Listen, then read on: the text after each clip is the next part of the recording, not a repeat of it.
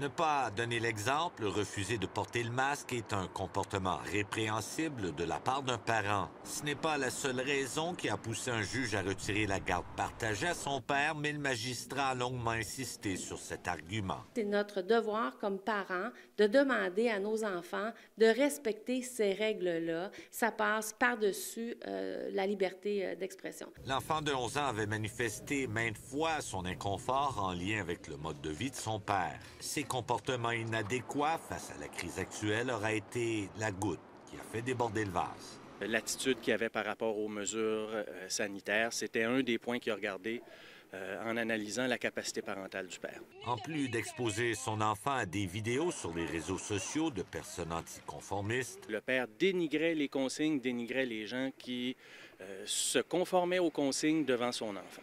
dans sa décision, le juge mentionne que M. néglige et omet sciemment le port du masque en milieu public. En présence de l'enfant, il se permet de dire à ce dernier que ceux qui respectent cette consigne sont des caves ou encore des sans-génie. Alors, si je suis surpris que le juge ait insisté là-dessus dans son jugement, pas vraiment. Parions qu'avec la pandémie qui se prolonge et la vaccination qui commence, cette capacité d'un parent à donner l'exemple risque d'être de plus en plus soulevée comme argument devant les tribunaux. Ce que l'on commence à voir, c'est vraiment des litiges entre les parents qui concernent la vaccination. Un parent ne peut pas prendre seul la décision de faire vacciner son enfant si l'autre parent n'y consent pas. Un jugement qui fera sans doute jurisprudence dans d'autres dossiers. Jean-François Desbiens, TVA Nouvelles, à Sherbrooke.